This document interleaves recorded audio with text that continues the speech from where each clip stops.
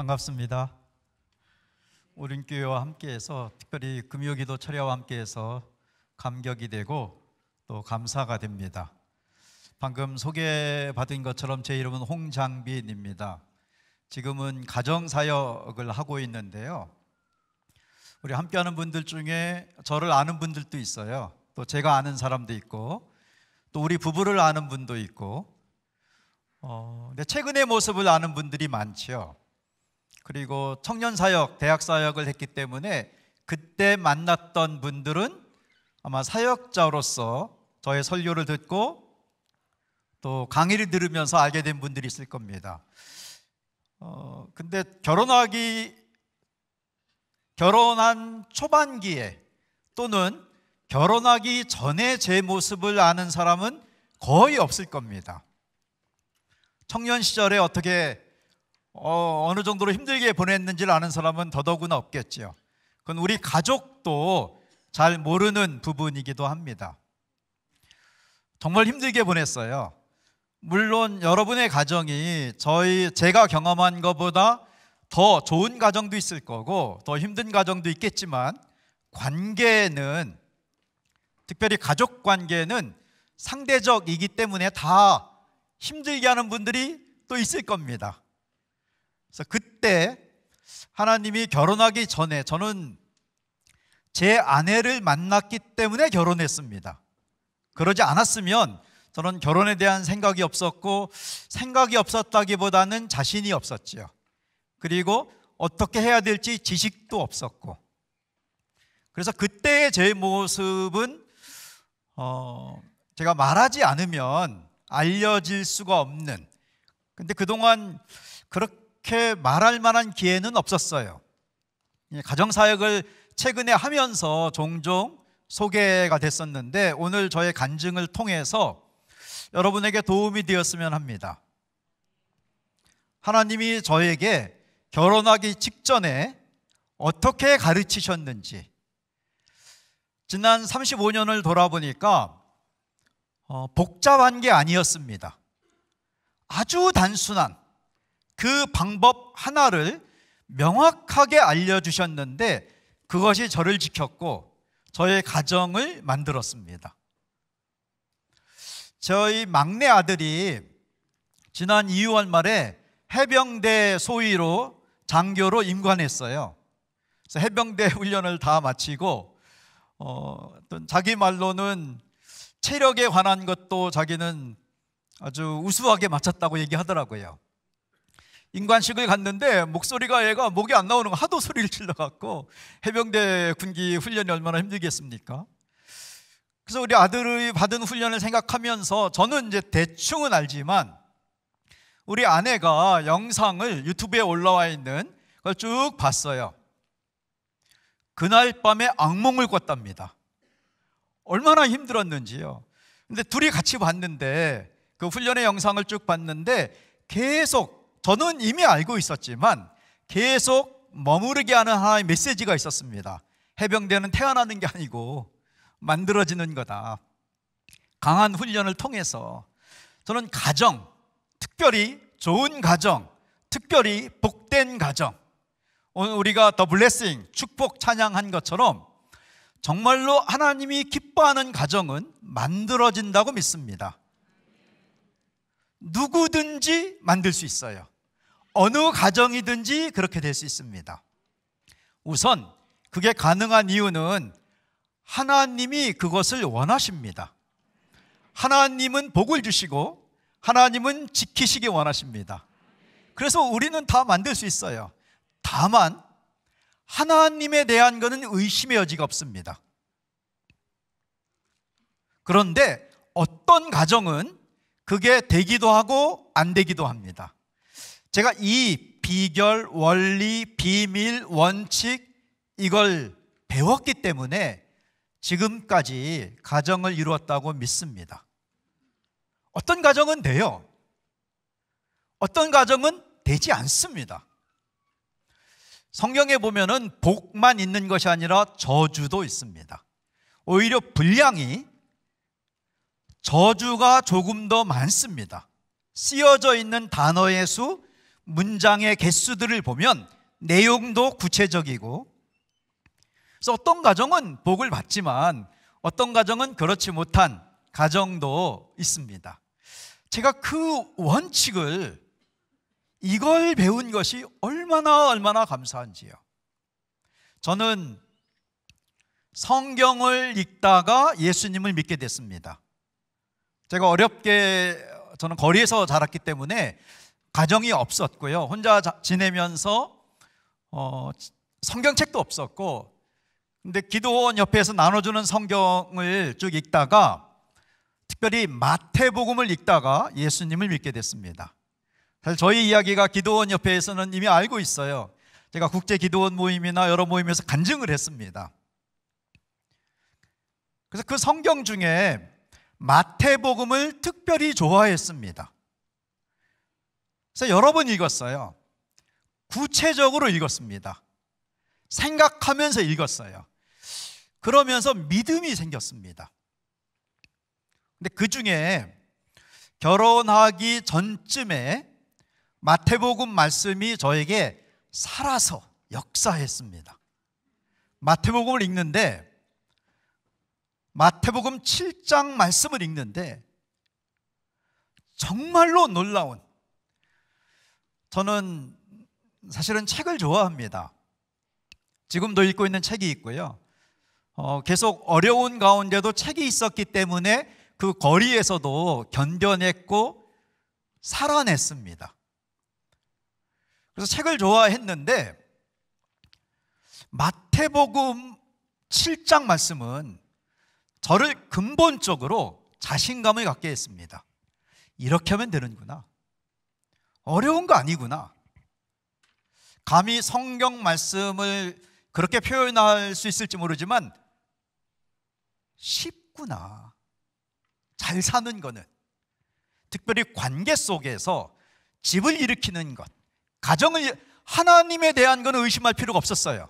저는 하나님을 믿기 시작했습니다. 하나님은 선하신 분이시고, 자세히는 몰라도 하나님은 나를 축복하는 분이시고 앞으로도 축복하실 거고, 그래서 하나님에 대한 것은 일절 의심할 필요도 없었고 저의 큰 고민거리가 아니었어요. 하나님은 하나님의 일을 하실 거예요. 근데 중요한 거는 왜 어떤 가정은 되고 어떤 가정은 안 될까? 그럼 나는, 내가 이룰 가정은 어떤 가정이 돼야 될까? 재앙이 있고 저주가 있고, 이거는 제가 도저히 생각하기 싫은, 누가 안 그러겠습니까? 좋은 가정을 이루고 싶지요. 복된 가정을 이루고 싶습니다. 하나님의 복이 임하는 그 원리, 원칙을 이 말씀에서 갖게 되었습니다. 조금 전에 읽었던 본문 한 번 더 보겠습니다. 마태복음 7장 한번 띄워주겠습니까?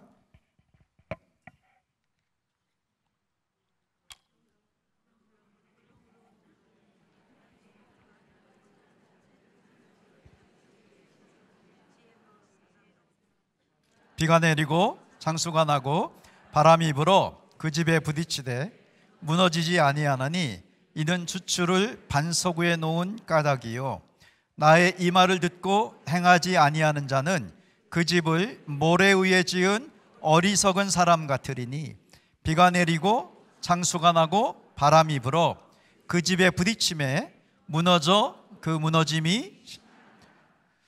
여러분은 어떻게 이 말씀을 읽을지 모르겠지만요, 저는 쉽게 읽혔습니다. 그러니까 성경에 대한 고정관념이 좀 덜한 상태에서 또 간절함이 있었기 때문일 수도 있지만, 제가 그동안 이 말씀을 읽기 전에, 저희 청년 시절에 또는 청소년 시절에 아니면 어렸을 때 길에서 읽었던 그 책들보다도 이 내용은 쉬웠어요. 두 집이 있었어요.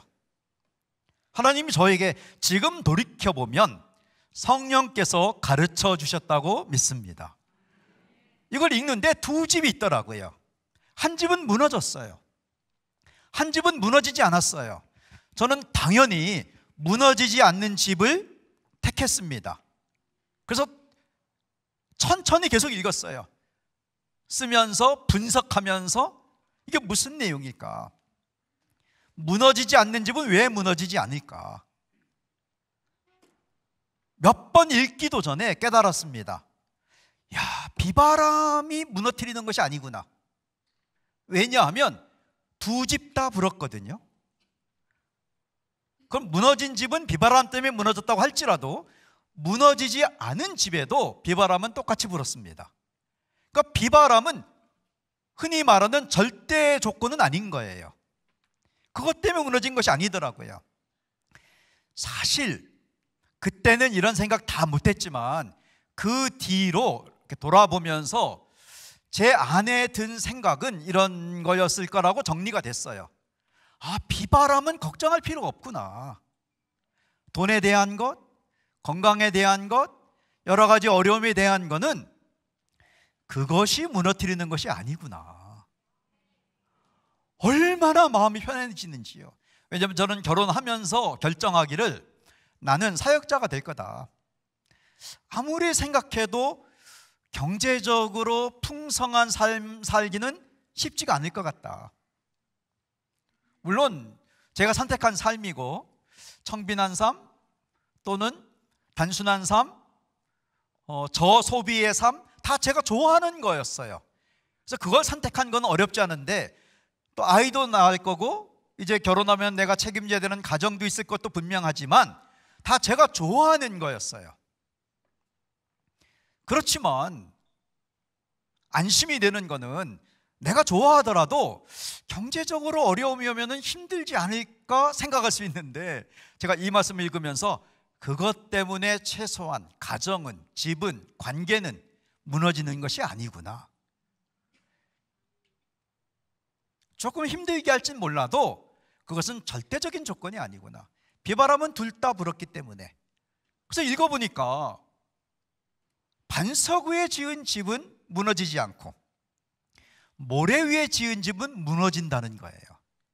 여러분, 제가 이 말씀을 읽을 그 나이 20대 중반의 저의 지식적인 이해력으로도 이 말씀은 너무나 쉬운 말씀이었어요. 대칭 구조예요. 어려운 게 아니에요. 두 집이 있다, 하나는 무너졌다. 왜?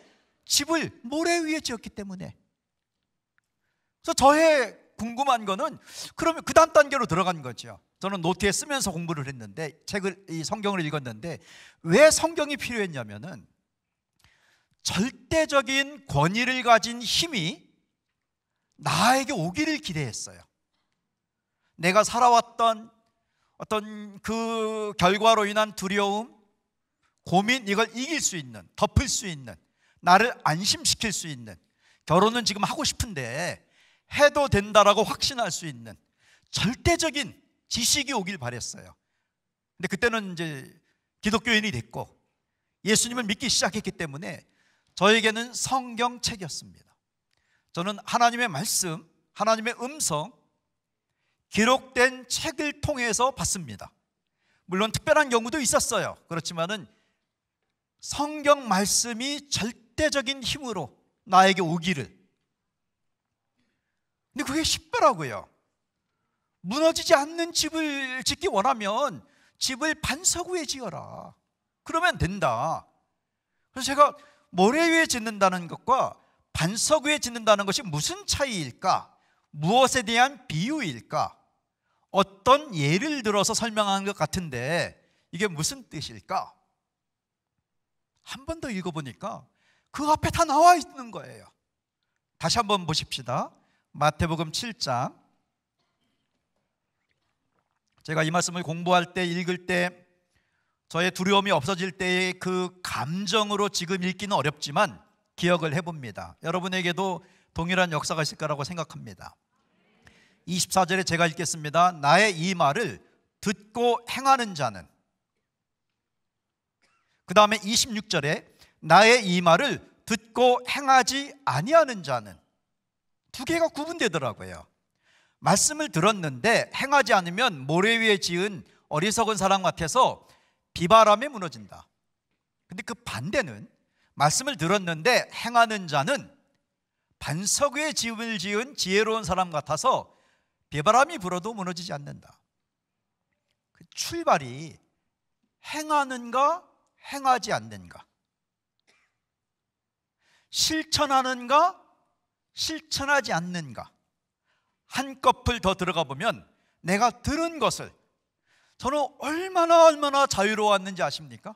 안심이 됐는지, 내가 듣지 않은 거는 고민할 필요가 없구나 쉽게 생각했어요. 모르는 거는 걱정할 필요가 없구나. 20대 중반에 결심했습니다. 아는 것, 들은 것, 그것을 실천하자. 뭐 어떤 상황이 올지는 몰라요. 살다 보니까 어떤 상황이 올지는 모르는데, 제가 지난 35년을 돌이켜 보니까 그렇게 힘든 일이 많진 않았어요. 괜히 걱정한 것은 있었어요. 그렇지만 아주 없다고 할 수는 없어요.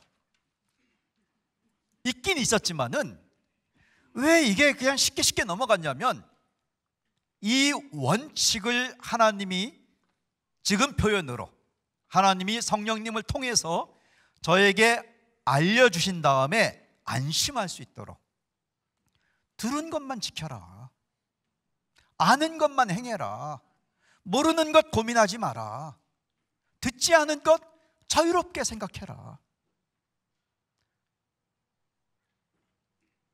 저에게는요, 마치 이것은 금고의 문을 여는 것 같았어요. 여러분, 금고를 영화에 보면 금고를 열지요.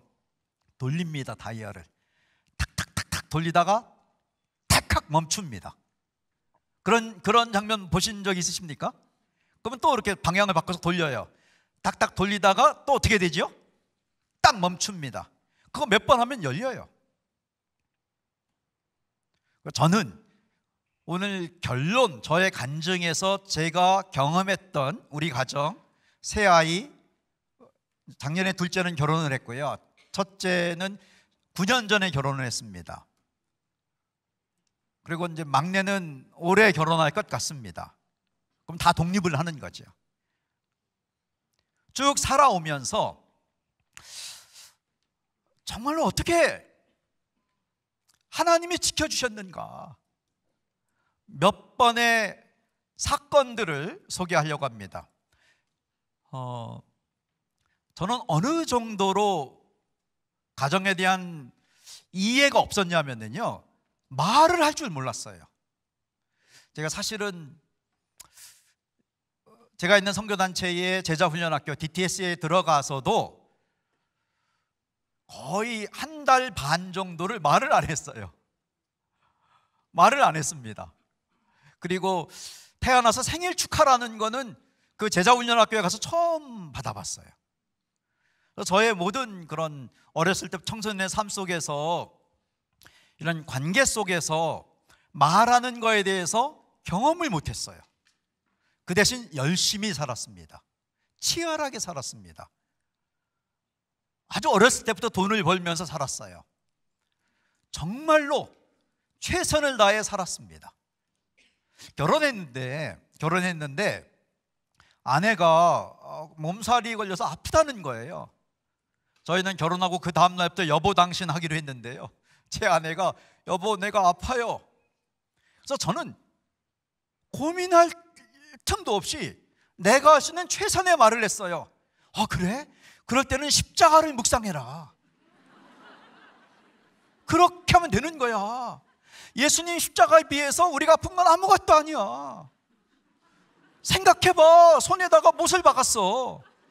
중력이 작용해. 중력이 막 찢어져. 얼마나 아프겠어. 그러니까 이게 살이 찢어지니까 뼈에다 박는 거야. 예수님 십자가 생각하면은 우리 아픈 거 아무것도 아니야. 그거 묵상하다 보면은 없어져. 제 아내가 갑자기 십자가가 무서워진대요. 그리고 조금 있다가 그렇게 말하면 어떡해. 아니 왜 그게 안 되는 거야? 나는 그렇게 살았는데. 어디가 상처나면 나을 때까지 막 뜯었어요. 그러다 보면 나아요. 제가 좋아하는 단어들은 자연치유, 통증과 싸워라. 제가 이런 책들을 읽었어요. 사실 마태복음을 읽다가 예수님 믿은 것도 마태복음 27장에서 예수님이 십자가를 참아내신 거 보고 믿기로 했어요. 그래서 제 아내한테 십자가를 묵상해라. 여러분, 남편이 그러면은 진짜 어떻게 살겠어요? 그렇게 말하면 어떡해? 우리가 이제 부부인데. 그럼 나는 어떻게 말해야 되는 거야? 그때 생각이 난 겁니다. 성경을 읽고 금고의 다이얼을 돌립니다. 탁탁탁탁 돌리다가 멈추면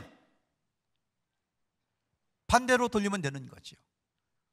나는 사람이 사람에게 어떻게 말하는지를 자세히 배울 환경이 아니었어요.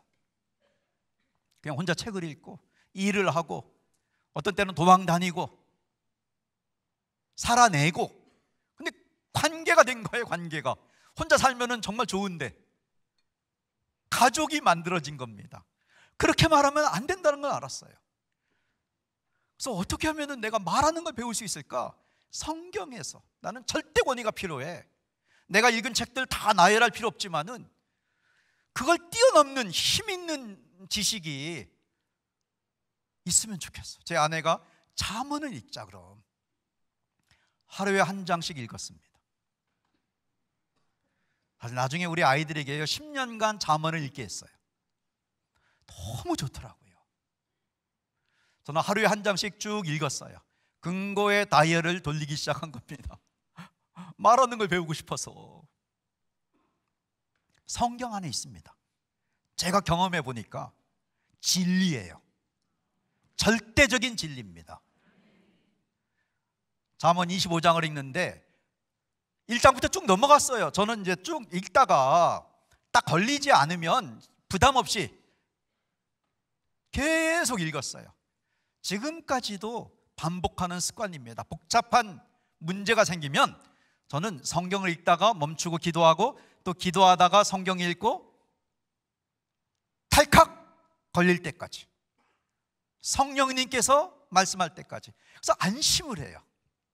잠언 25장 읽는데 바로 그거더라고요. 11절. 우리 화면을 보면서 많은 분들이 알지만은 저는 잘 몰랐던 말씀이에요. 저희가 신약 성경을 많이 읽었었기 때문에 한번 읽어보겠습니다. 시작. 경우에 합당한 말은 아로 새긴 은쟁반의 금사관이라. 제가 이걸 알게 된 거예요. 경우에 합당한 말을 하면 되는구나. 얼마나 쉽고 단순하고 간단합니까? 제가 이걸 배운 겁니다. 경우에 합당한 말을 해야 되지 내 생각, 내 경험, 내 지식, 내 확신이 아니구나. 여러분, 저는요 아프면 십자가 묵상하는 거 맞다고 생각해요. 지금 내 차 앞에 십자가가 걸려 있어요. 예수원에서 강의하고 받은 십자가가 있어요. 우리 집 곳곳에 십자가가, 저는 십자가를 좋아합니다. 저는 그게 맞다고 생각해요. 십자가 묵상하면 돼요. 근데 관계 속에서 그렇게 말하면 안 되더라고요. 그냥 십자가가 좋으면, 십자가 묵상하면 모든 게 되면 혼자 살면 됐어요. 근데 결혼을 한 겁니다. 그래서 제가 적절한 해결 방법을 찾아야만 됐어요. 그때 경우에 합당한 말을 하면 된다. 저 금생반의 은사과 뭐 이거는 이제 저한테는 크게 와닿지 않았는데 앞부분 그 단어 한자의 뜻, 경우에 합당한 말을 해야겠구나. 그래서 그 다음부터는요 제 아내가 여보 내가 심장이 아파. 그러면 저는 그래 나는 머리가 아픈데 그러지 않아요. 제 아내가 내가 허리가 아프다고 그러면은 제가 그러길래 내가 그동안 자세를 바르게 하라고 그렇게 말했는데 그러지 않아요. 저는 그러지 않습니다. 아프다고 하면은 그래 그럼 어떻게 하지? 제 아내가 심장 수술한 지 1년이 돼 가는데요 이번에 저한테 고맙다고 한 게 있어요. 심장 수술을 했는데 저한테 무엇을 고맙다고 했냐면은 당신이 한 번도 왜 심장이 아픈지 그 원인이 뭐라고 생각하냐라고 한 번도 안 물어봤대요. 여러분, 가족이 아프면 왜라는 걸 하면 안 돼요. 경우에 합당한 말은 그 아픈 거에 대해서 그래, 그럼 어떻게 하면 돼? 많은 사람들이 조금 아픈데 왜 아픈지 찾다가 더 아파진대요. 내가 아픈 이유를 확신하게 된대요. 그래서 아파야 될 것 같아진대요. 내가 그렇게 살았으니까. 뭐 최소한의 기본 지식은 필요할지 모르겠지만 그냥 경우에 합당한 말을 하기로 제가 결심하면서 아프다고 하면, 우리 애들이 아프다고 하면은 그냥 아픈 걸로 얘기해요. 너 어떻게 했으면 좋겠니? 지금 응급실 갈까? 우리 딸이 아프다고 할 때 응급실 가재요. 너무너무 통증이 심하더라고요. 내가 응급실 갔으면 좋겠다고, 그 어린아이가 갔더니 뭐 아무것도 아니고 그냥 뱃속에 똥이 찬 거였어요.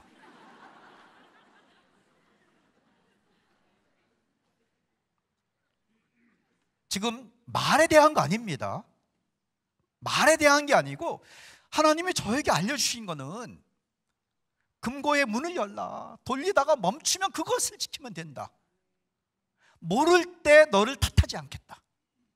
하나님은 우리를 지키시기 원합니다. 구약 성경 읽어보십시오. 하나님 우리에게 복을 주기 원해요. 근데 무엇을 하면 복을 주겠다. 이것을 하지 않거나 이렇게 하면 우상을 섬기거나 무엇을 잘못하거나 아니면은 하나님께 예배하는 걸 하지 않거나 어떤 행동을 전제 조건으로 저주가 오기도 하고 재앙이 오기도 합니다. 하나님은 절대자입니다. 우리가 하나님을 마음대로 할 수가 없어요. 하나님은 복 주기 원하세요. 지키시기 원하고, 아는 것을 실천하면, 그 아는 것이 성경에서 온 거라면, 사람들이 쓰는 지식은, 이론은 얼마나 왔다 갔다 합니까? 정말 해 아래 새 것이 없다는 것도 있지만 얼마나 왔다 갔다 합니까? 어떤 건 바뀌지 않는 것처럼 보이지만 나중에 그게 아닌가 보다고, 이 산이 아닌가 봐요, 이게 나오는 거예요. 바뀝니다. 사람들의 지식은. 절대적인 진리, 저에게는 그게 필요했어요. 내가 꼼짝할 수 없는, 나를 압도하는, 무엇을도 표현할 수 없는, 근데 그게 너무나 단순한 거였습니다. 모를 때는 너를 탓하지 않겠다. 아는 것은, 읽은 것은, 들은 것은 그걸 지켜라. 그러면 내가 도와주겠다, 복을 주겠다. 제가 부부 대화를 강의하고 이렇게 하는 이유 중에 하나는요, 아마 지금 돌아보면은 저 말씀 때문이에요. 잠언 25장 11절에서 최대한 경우에 맞는 말을 해야 되겠구나 하고 싶은 말이 여기까지 오더라도 저는 이걸 정말 지켰어요. 어느 날부턴가 우리 부부는 싸울 일이 없어졌어요. 그전에는 종종 티격태격하다가 짜증내다가 이랬는데, 가만히 이 맥락을 따져보니까 우리가 짜증내다 보면 싸우는데, 그럼 짜증을 내지 않으면 되는데, 맥락을 따져보니까 어떻게 해야 경우에 맞는 말을 할까 생각을 해봤더니, 언제 짜증내냐면 우리 아내는 배고프면 짜증내더라고요. 무슨 복잡한 어떤 사건이 아니고 무슨 심각한 죄도 아니고. 근데 나도 모르게 언제 내가 짜증내냐면 잠이 부족하면. 제가 만나본 많은 목회자들은 비슷하더라고요. 우리가 WHO에서 권하는 수면을 지켜야 되는데, 그래서 저희는요 어떻게 하기로 했냐면은 먹고 나서 말하기로 했어요. 그냥 싸울 일이 없어져요. 그 얘기를 지금 안 해도 되더라고요. 자고 나서 다음날 해도 그런 게 경우에 합당한 말하는 거라는 거를 하나님이 성령님을 통해서 가르쳐 주신 겁니다. 처음에는 투박했지만, 그냥 여러 가지 우여곡절 끝에 배웠지만, 한 달은 기다려야 되는 거예요. 하루에 한 장씩 읽기로 했으니까. 여기도 아니고 저기도 아니고 계속 넘어가다가 딱 멈춘 겁니다. 저 쉽고 쉽고 간단한 단어에서. 제 아내랑 정말 사이좋게 친한 부부로, 좋은 부부로 잘 살고 있었는데 저에게 아킬레스건처럼 저를 꼼짝 못하게 하는 문제가 하나 있었습니다. 저 형님이 계신데 저를 쫓아냈어요. 신앙적인 이유라고 저를 세뇌시켜서 사람들한테 얘기했어요. 나는 주일을 지키기 위해서 주일날 결혼식 오랐는데 안 가고, 제사하러 오랐는데 안 가고, 계명을 지키기 위해서 나는 하나님을 사랑하는 마음으로 하다가 집에서 쫓겨난 거다. 또 제가 좋아하는 단어들이 많더라고요. 핍박, 괜찮았어요. 고난, 꽤 그럴듯했어요. 근데 이제 선교단체에 있다 보니까 여러 모임에서 계속 반복해서 강의하는 것 중에 하나가 용서예요. 그러면 제 마음속에 이렇게 응어리진 것처럼 걸려요. 그래서 저는 기억하기에는 한 10번 이상 일어나서 형을 용서합니다. 관계가 해결이 안 돼요. 제가 정말 진심으로 부르짖으면서 용서했어요. 그건 여러분이 믿어줬으면 좋겠어요. 정말로 형을 용서했어요. 근데 며칠 못 가요. 관계는 전혀 안 풀려요. 그래서 13년을 집에를 못 들어가고, 형도 못 만나고, 어머니도 밖에서 만나고 했던 아주 저의 흑역사 같은, 아내가 아니었으면 그때 못 견뎠습니다. 뭔가 누가 점점 제가 있는 단체에서 리더가 될 때마다 저는 두려움이 생겼어요. 야, 저 홍장빈 앞에서는 막 이러더니 이렇게 형하고 관계도 그러고 가족은 형편없네. 그것이 알려질까 봐. 저는 어머니가 언젠간 돌아가시겠지만은 장례를, 그런 생각을 했어요. 장례를 하는데 선교단체 리더라고 해서 문상을 갔더니 막 다 무슨 삼배 옷을 입고 이런 집안이었네. 찬송가는 틀지도 못하고. 그게 두려웠어요. 근데 어느 날 전화가 온 겁니다. 만나자고. 얼마나 겁나는지. 제 아내가 당신은 천하의 홍장빈이 형을 그렇게 무서워하냐. 대학생들 선교단체의 1년 중에 가장 중요한 모임, 저희는 미션 컨퍼런스라고 MC라고 불렀는데요. 그때 전화를 받았는데 표시를 낼 수가 없었어요. 설교 강의 다 끝나고 학생들 다 돌려보내고 간사님도 다 돌려보내고 그 관리하는 분에게 부탁해서 우리 가족만 남았습니다. 다 가고 우리 가족만 남았어요. 그래서 그렇게 용서를 했는데도 안 풀리는데 어떻게 하면 될까? 그때 저 말씀이 기억났어요. 마태복음 7장. 듣고 행하라. 하나님 앞에 나와라. 하나님이 말씀하는 걸 듣고 내가 지키면 되겠구나. 금고의 문을 다시 돌려라. 이걸 깜빡할 때는 그냥 어려운 관계가, 어려운 일들이 있는데, 맞아, 그게 있었지. 그래서 저는 마태복음 1장부터 읽기 시작했습니다. 오래 못 갔어요. 몇 장 안 걸렸어요. 1장은 넘어갔습니다. 2장도 넘어갔어요. 3장에서 약간 반응이 이상했어요. 성령님이 뭔가 이렇게 저를 다루시는 듯한 느낌이 들었어요. 평소에 그렇게 많이 설교하고 강의했던 단어들인데 그게 나의 말로 와닿기 시작했어요. 그러다 4장이 됐습니다. 마태복음 4장 17절. 마태복음 4장 17절 함께 읽어볼까요? 이때부터 예수께서 비로소 전파하여 이르시되 회개하라 천국이 가까이 왔느니라 하시더라. 이 기독교 메시지의 ABC 중에 이 기초 중에 기초 아닙니까? 회개하라 천국이 가까이 왔느니라. 근데 저를 탁 멈추게 한 겁니다. 회개하라 천국이 가까이 왔느니라. 딱 멈췄어요. 다이얼을 돌리다가.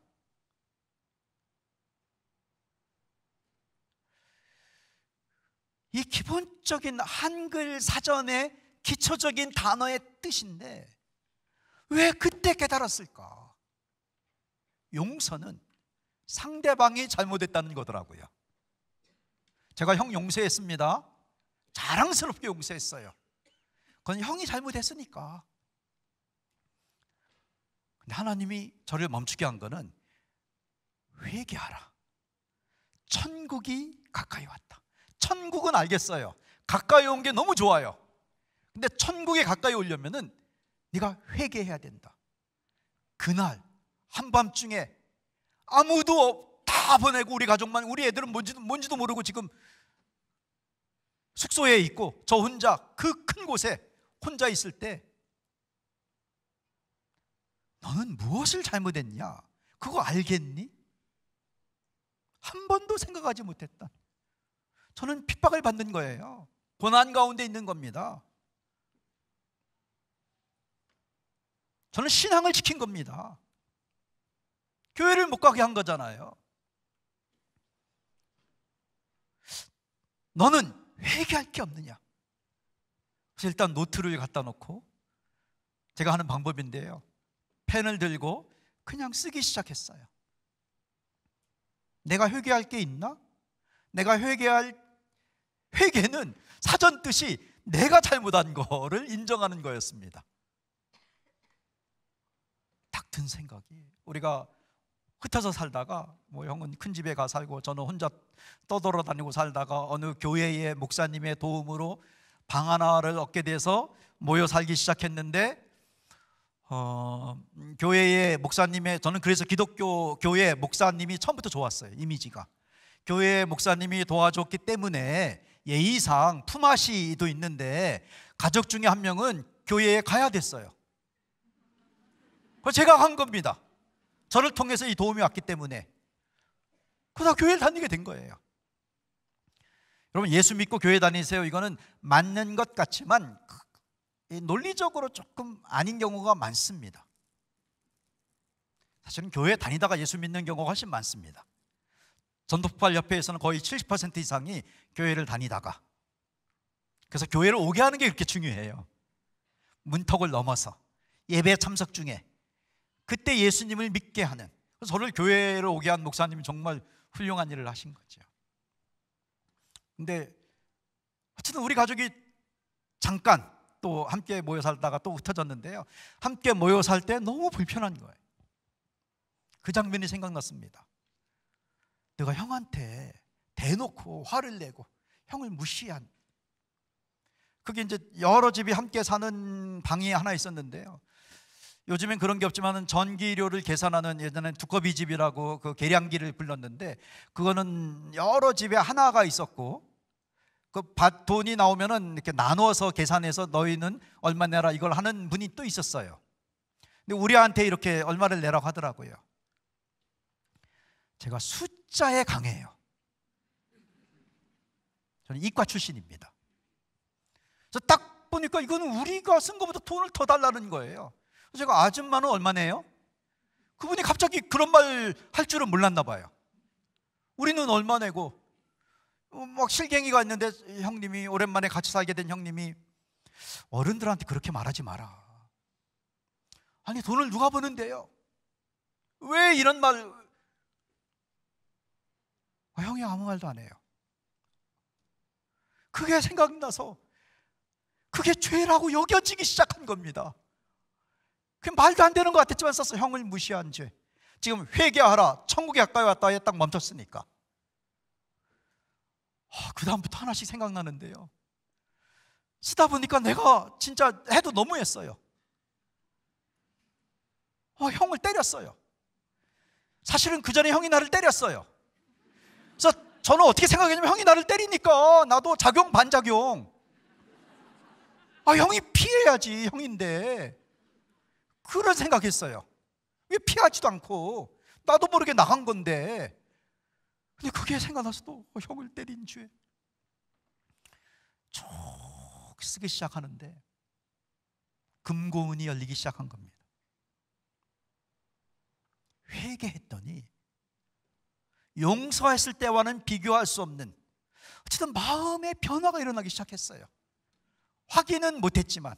그리고 월요일 날 만났는데요, 제 아내가, 여러분, 제 아내 만나면은 그거 물어보세요. 제 아내가 첫 마디가 뭔지 아십니까? 아, 주버님 좋은 사람이었네. 당신 말만 듣고 그동안. 갔더니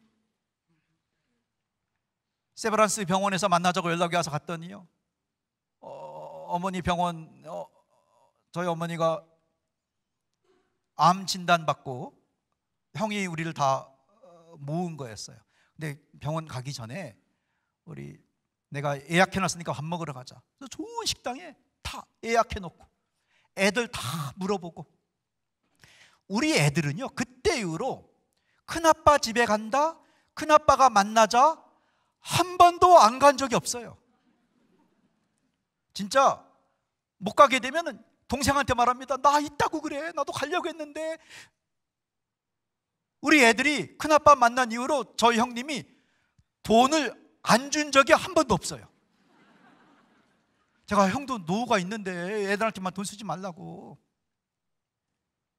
모르겠어요. 그 속에 나에 대한 미안함이 있을 거라고는 생각해요. 그런데 꼭 그렇지도 않은 것 같기도 하고. 왜냐하면 나를 빼고 내 주위에 있는 사람들은 저 홍장빈이 문제고 형은 참 좋은 사람이야. 가족에 무슨 경조사가 있으면 저는 안 가요. 제사 싫으니까. 그리고 무슨 생일날 모이고 그래, 그럼 저는 안 가요. 근데 형은 케이크 사들고 가고 인사하러 가고. 저 형님이 좀 말 주변이 좀 없으세요. 저는 어려서부터 말을 잘했어요. 지금도 말로 하는 거잖아요. 저희 형은 그냥 말을 잘 안 되니까 돈으로 해요.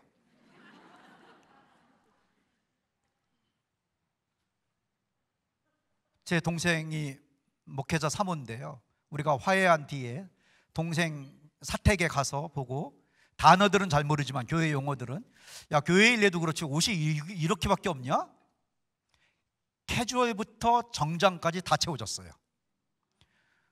제가 함께 일하던 단체에서 자매간사들 강의하면, 자매간사 모임에 강의하면서 그 얘기했더니, 아, 나도 저런 오빠가 있었으면.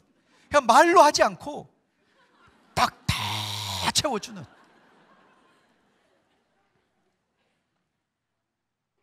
얼마 전에 우리 애들이 그러더라고요. 무슨 얘기하다가, 이 세상에서 존경할 만한 어른, 가장 좋은 어른, 저는 당연히 나라고 할 줄 알았어요. 저희 조카가 있는데 세상에서 제일 좋은 사람은 작은 내 삼촌이라고 할 줄 알았어요. 세상에 나만 눈이 멀어 있었어요. 다들 형을 좋아하는데, 물론 관계는 상대적이기 때문에 그들하고는 뭐 이런 게 없었겠지요. 저는 있고, 사실은 사실이잖아요. 저를 힘들게 했던. 근데 왜 그날 하나님의 말씀이 나에게 임했을까? 절대적인 권위를 갖고. 지금은 용서를 할 때가 아니고 회개할 때다. 나중에 또 제가 정리를 했어요. 아, 용서를 했기 때문에 회개가 왔구나. 처음에는 용서가 필요하다는 걸 알았어요. 용서를 해야 됩니다. 근데 그거는 문을 여는 거고, 그 시작하는 거고, 끝까지 가려면은 어느 시점인가 분명히 하나님은 우리를 체크하는 게 있었어요. 천국은 와야 되는데 그거는 수학 공식처럼 분명하다. 자기의 잘못을 고백할 때.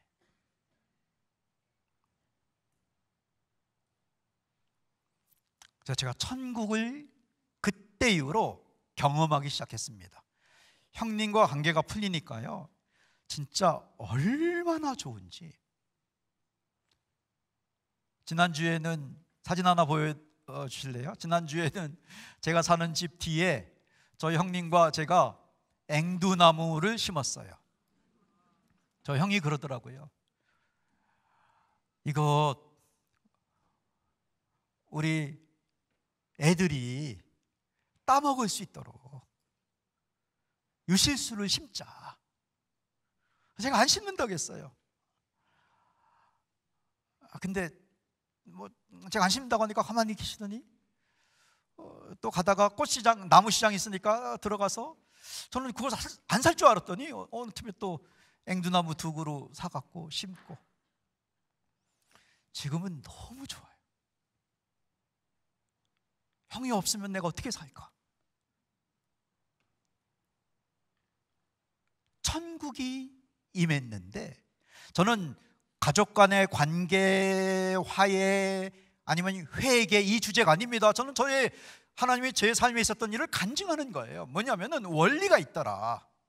그 원리는 아는 것, 들은 것, 그것만 해라. 모르는 것, 듣지 않은 것 고민하지 마라. 너무 부족의 심리로 살지 마라. 내가 이것도 잘해야 되고 저것도 잘해야 되고 해야 돼, 그러지 말고 딱 돌리다가 멈추면 그것만 지켜라. 너무 편했습니다. 시행착오는 좀 있었지만은 저에게는 아주 치명적이라고 할 수 있는 단점이 하나 있습니다. 얼마나 심각한 단점인지요. 이거는 제 아내가 저 때문에 고생했던, 진짜 고생을 많이 했어요. 저는 어떤 문제가 있었냐면 늦게 서둘러요. 시간 개념이 없다고 하면 좀 심하고 약해요. 나중에 찾아보니까 사건 중심이더라고요. 그리고 제가 체계적으로 교육을 받은 사람이 아니었기 때문에, 그런 시스템 안에서 성장한 사람이 아니기 때문에 그게 형성이 안 된 것 같아요. 그래서 그러다가 어느 날 영화를 보는데 비상 걸리니까 출동하는 게 너무 멋있어 보였어요. 그래서 저는 그걸 동경했습니다. 어느 모임이 있으면 뒤늦게 막 서둘러서 나가는 거를 좋아했어요. 그래서 군대에서도 5분 대기조 때 너무 좋았어요. 막 제 아내가 저한테 몇 번 얘기했지요. 왜 이렇게 늦게 서두르냐, 이러면 늦잖아 우리가. 근데 안 늦을 때도 있었거든요. 신호가 딱 연결되다든가 택시가 있다든가. 그럼 저는 안 늦을 때를 얘기했어요. 늦을 때는 얘기 안 했어요. 그리고 나는 긍정적인 사람이라고 생각했어요. 좋은 것만 기억하는. 안 늦을 때도 있었잖아. 그래서 저한테 막 뭐라고 하면은, 야, 그 따다닥 출동하는 모습이 얼마나 좋아 보이냐, 멋있어 보이냐. 제 아내가 그러더라고요. 당신은 그동안 출동하는 거냐고. 어떻게 말로 안 돼? 이게 저한테는 왜 일찍 서둘러야 되는지 모르겠어요. 도저히 이해가 안 될 겁니다. 여러분 가족 중에도 이해가 안 되는 사람이 있을 거예요. 그 습관들. 특별히 제 아내는 성실한 사람이기 때문에 미리 준비하고 딱 잘 지키고, 이런 사람에게는 정말 상극처럼 와닿는 그런 안 좋은 습관을 가진 가족이 있을지도 모르겠죠. 근데 가끔 늦어서 곤란했지만 넘어가고 그랬는데 정말 힘든 어려운 일이 생겼어요. 제가 늦게 서둘러서. 그래서 다시는 늦지 말아야지 하는데도 안 되더라고요. 그걸 일단은 맞아, 늦으면 안 돼, 그거는 알게 됐지만 안 고쳐졌어요. 근데 어느 날 아내가 저한테 말하는 걸 안 하더라고요. 그래서 괜찮나 보다. 아내도 동화가 됐구나, 자유롭게 됐구나. 이제 좀 민망한 순간이 있었어요. 내가 모임 리더, 내가 단체 그곳의 리더인데 늦지 말라고 하고 내가 늦고, 근데 내가 늦었다는 거를 막 이렇게 숨기고 원래 와 있었던 것처럼 하기도 하고, 그거 다 아내가 그 중에 힘들어 했는데, 어느 날 아내가 강의하러 가는 곳에 내가 이제 대중교통으로 아내가 가면 너무 힘들어서 데려다 주려고 가는데, 그날도 늦게 나왔지요. 진짜 늦었어요.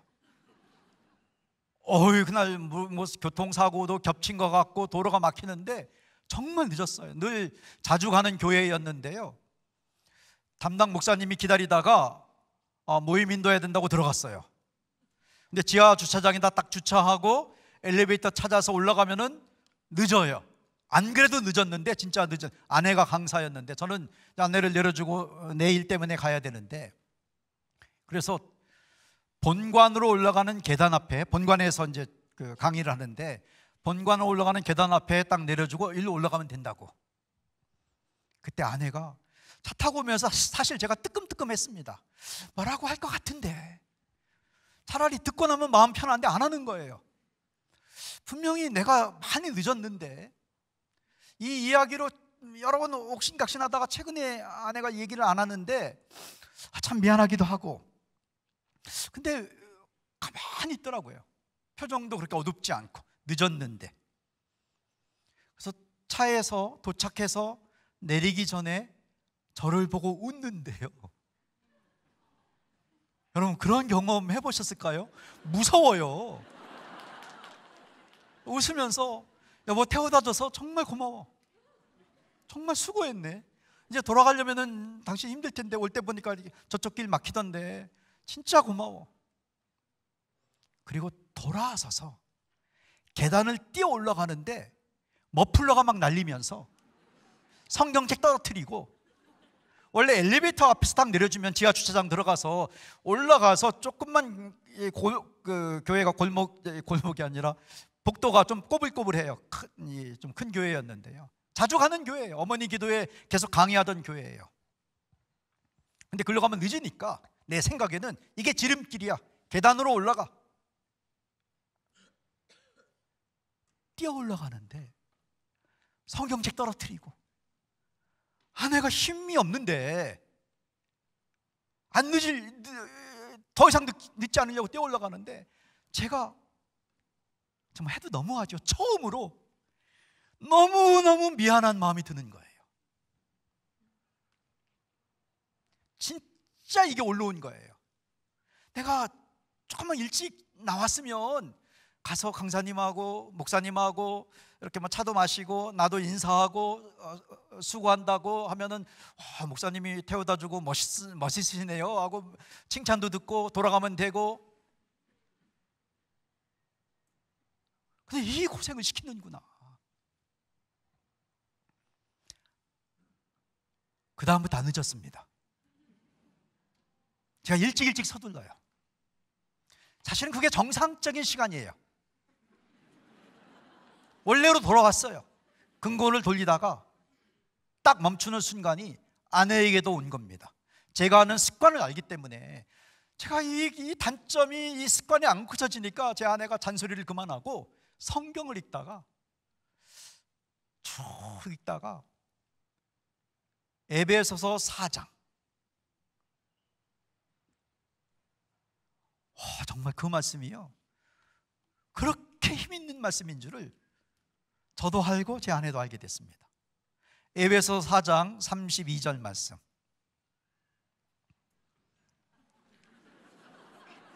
놀라운 말씀입니다.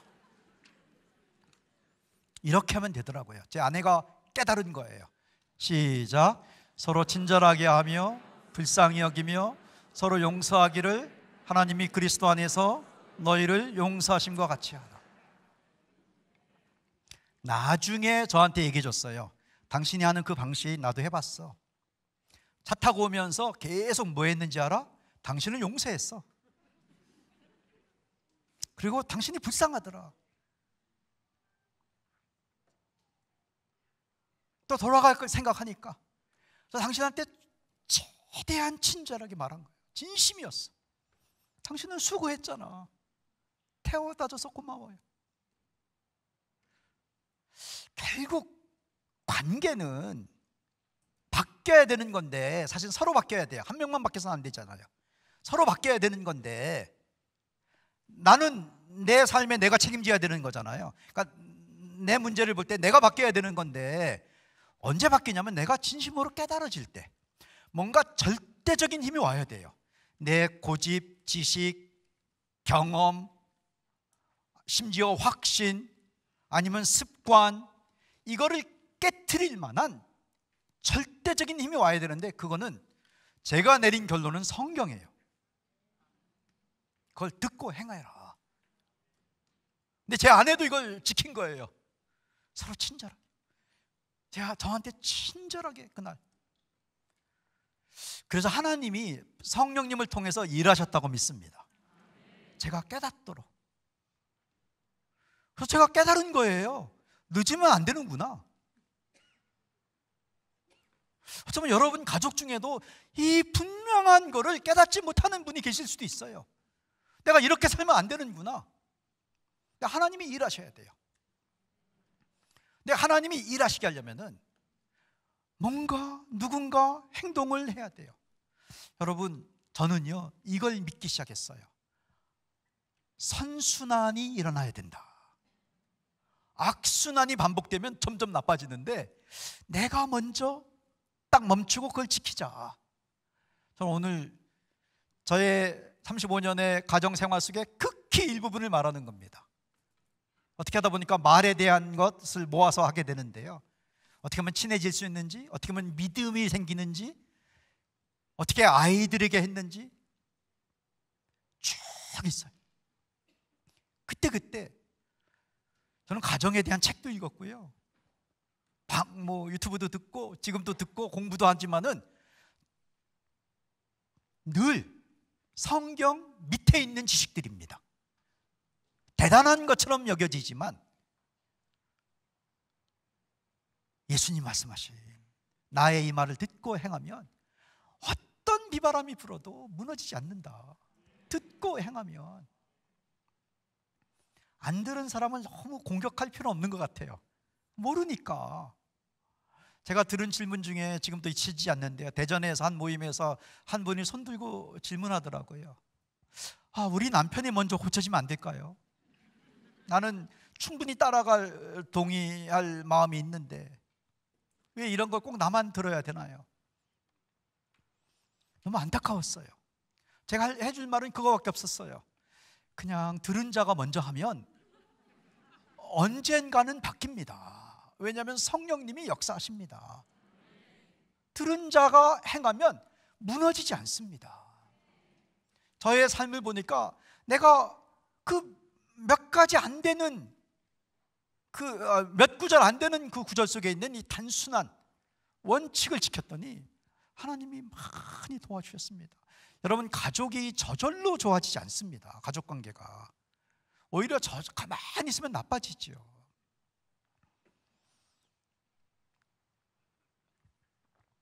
이걸 놓으면 어떻게 됩니까? 쏟아집니다. 이게 유리로 된 거면 깨지겠죠. 이게 연력학 제2법칙입니다.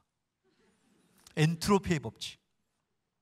제가 우리 오른교회 채널을 보니까 엔트로피에 대해서 설교가 2편이 올라와 있는 걸 다 들었어요. 너무 좋은 설교. 정말 좋더라고요. 저는 이과생이었기 때문에 진짜 어렵게 공부하는 거예요. 모든 운동은 엔트로피, 무질서도가 증가하는 방향으로 진행이 된다.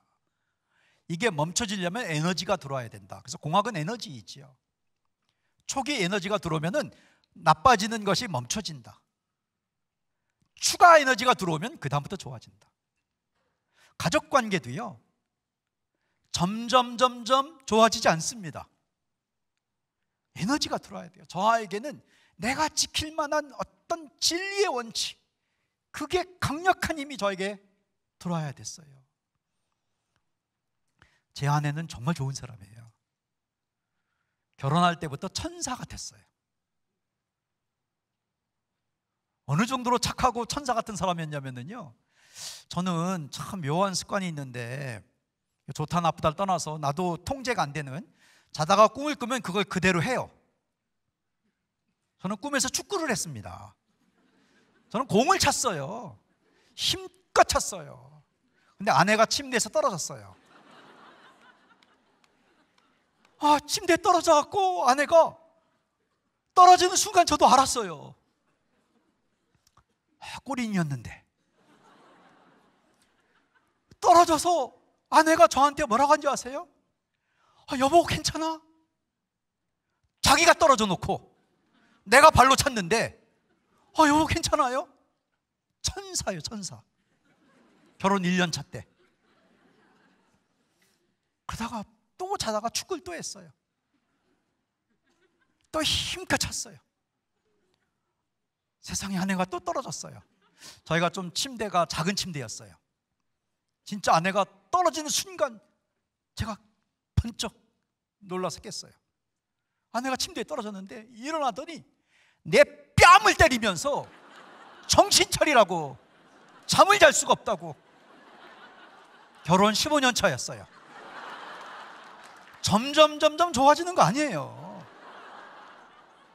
처음에는 떨어지더니 1년 차 때는 여보 괜찮아?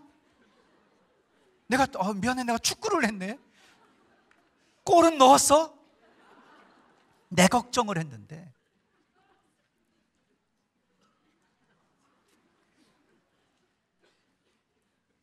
에너지가 들어야 돼요. 인간관계는 좋아지려면 절대로 저절로 좋아지지 않습니다. 사는 게 얼마나 쉽지가 않잖아요. 애들 키우는 것도 그렇고 아무리 관심을 갖고 뭐 공부도 하고 들어보고 해도 그게 그거 갖고 나중에는 막 교육 이론이 바뀌어요.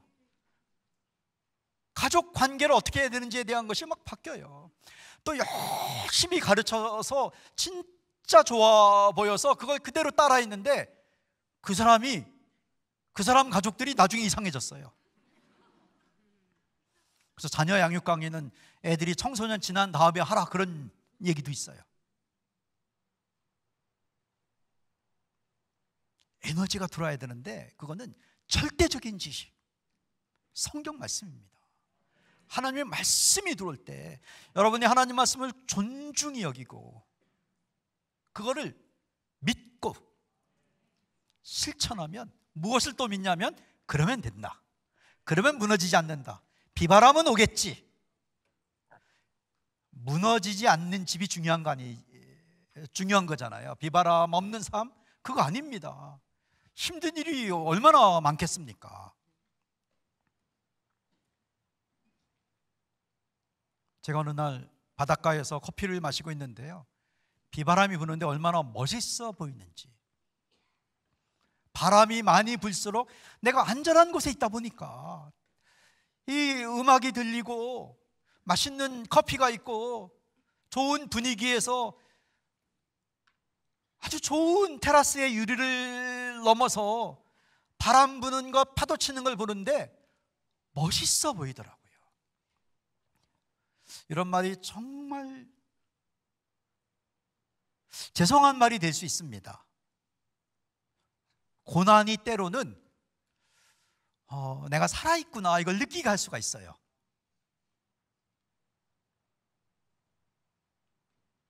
그것도 넘어갑니다. 왜냐면 나만 무너지지 않으면.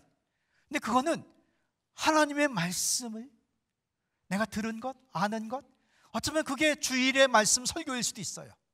이 금요일에 마침 그때 고민 많이 하고 갔는데 그 말씀일 수도 있어요. 어떤 때는 막 넘어갔는데 다이얼을 돌리는데 그날은 그게 딱 걸릴 수 있어요. 그걸 지키면 됩니다. 그게 오지 않을 때는 걱정하지 마세요. 그냥 마음 편하게 사세요. 하나님은 선하신 분이십니다. 마음 편하게 사는데 그 대신 멈추게 하면 더 이상 가지 않고 그 말씀을 집중해서 내가 무엇을 시킬 것인가, 이 원리를 제가 배운 겁니다. 원래는 지금쯤 이 설교를 끝내야 되는데요, 조금 더 해도 된다고 우리 목사님께서 저한테 조금만 더 하고 마무리하려고 합니다. 에베소서 4장 32절을 읽었는데 제가 아내가 저한테 그 말씀을 실천한 것이 너무 고마워서, 너무 좋아서 에베소서를 쭉 읽었어요. 이야, 친절하게 말하는 게 이렇게 중요하구나. 왜냐하면 그 전에 있는 구절이 저한테는 와닿았는데 27절에, 혹시 성경책을 갖고 있으면은 한번 스마트폰 찾아볼까요? 제가 우리 미디어팀한테 준 본문이 아닌데요, 에베소 4장 32절을 읽었습니다. 근데 그 앞에 있는 구절에 27절에 보면은 마귀에게 틈을 주지 마라. 친절하게 말하면 마귀가 틈을 타지 못합니다. 놀랐죠. 친절하게 말을 안 하면 마귀가 틈을 타서 관계가 이래서 깨지는구나. 그래서 가만히 생각해보니까 우리 부부가 티격태격하다가 싸우다가 막 힘들었던 때 보면은 그 말 몇 마디가 찌른 거예요. 그 친절한 말이 아니었어요. 내용보다도. 저는 바득바득 내용 좋은 걸로 버텼는데 내용이 아니고, 제 아내가 어느 날 그러는 거예요. 나는 당신이 막 그냥 대학생들한테 설교하듯 나에게 말하면 나는 귀가 닫혀, 안 들려. 좀 얘기할 때 손을 내리면 안 될까? 제가 막 평생 이렇게 설교를 했더니요, 얘기할 때 막 이렇게 손 내리고 얘기를 하면, 내용보다도 좀 친절하게.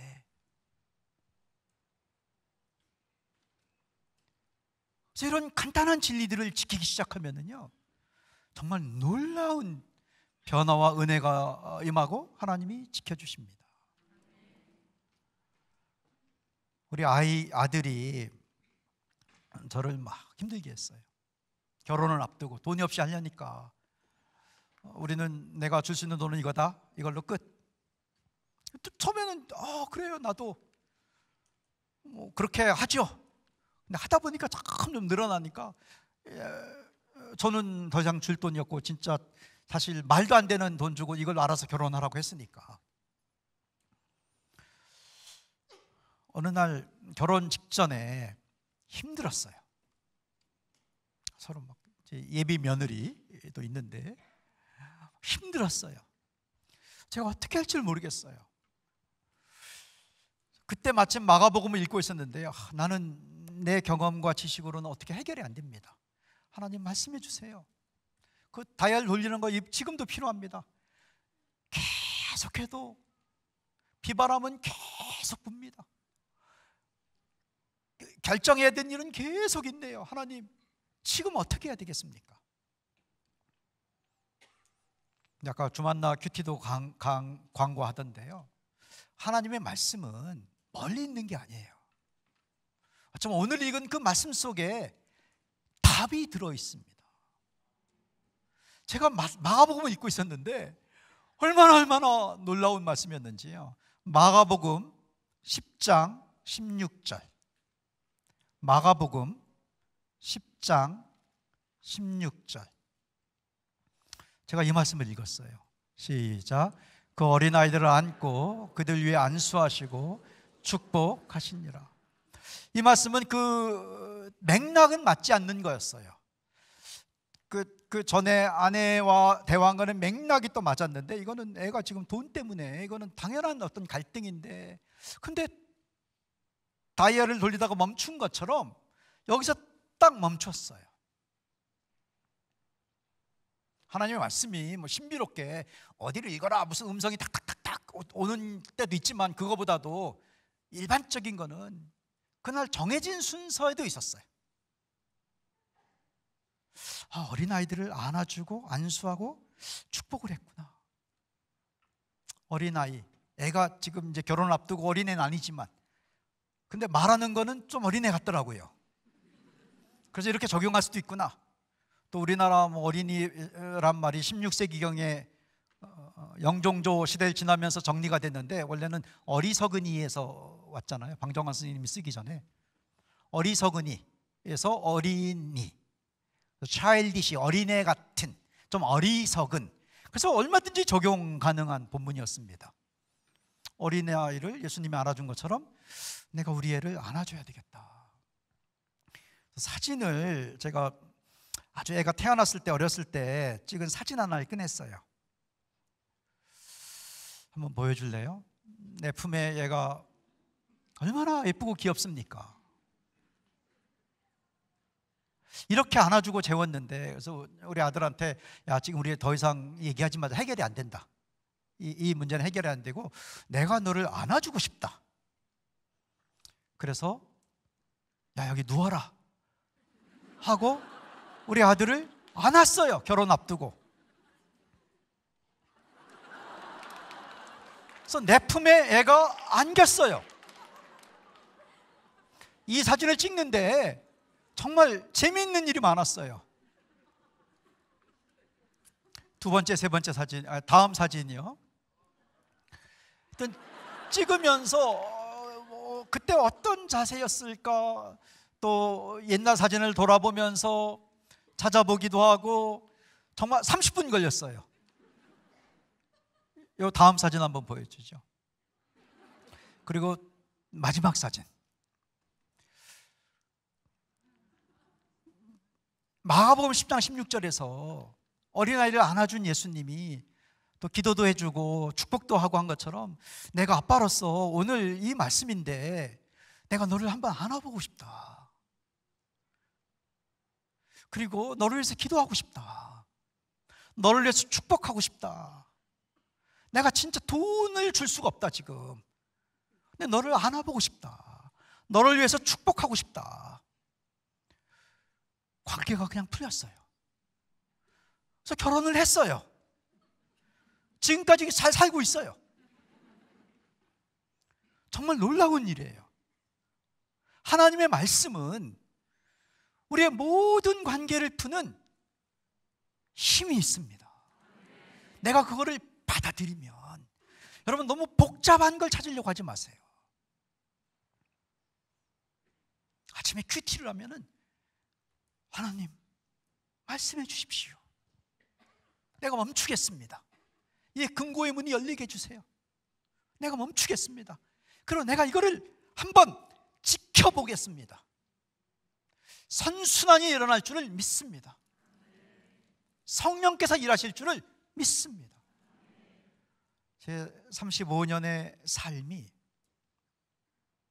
저는 감히 말씀드릴 수 있습니다.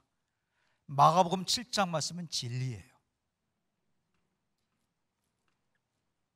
여러분에게도 저희 가정에게 임했던 그 일보다 훨씬 더 아름답고 은혜롭고 귀한 일이 임하기 바랍니다. 축복이 임하기 바랍니다. 하나님은 걱정하지 마세요. 하나님은 하실 거예요. 하나님은 지켜주십니다. 다만 돌아와 봐야 되는 것은, 나는 그럼 뭘 지켜야 되는가? 그러니까 내 할 일만, 그것도 어려운 거 아니고, 지금 무슨 전체를 다 성경을 지켜라는 거 아니잖아요. 딱 멈추게 한 그곳. 하나님은 항상 지킬 수 있는 걸 지키라고 하시더라고요. 그게 긍휼입니다. 은혜만 있는 게 아니에요. 긍휼이 있습니다. 지킬 수 있는 것만 지키라고 하세요. 그럼 이렇게 지키면 돼요. 그랬더니 정말로 잘 살게 됐습니다. 하나님 아버지 감사합니다. 오륜교회 또 금요 기도 철야, 이 본당에서 예배하는 이 성도들을 주님 축복하옵소서. 또 유튜브로 스트리밍으로 듣는 모든 사람들을 주께서 돌아보시옵소서. 가정을 하나님이 지키실 줄을 믿습니다. 무엇보다도 나를 지켜주시옵소서. 내가 무너지지 않게 하여 주시옵소서. 아버지, 내가 무너지지 않을 수 있는 그 힘을 주의 말씀에서 받게 하여 주시옵소서. 예수님 이름으로 기도합니다. 아멘.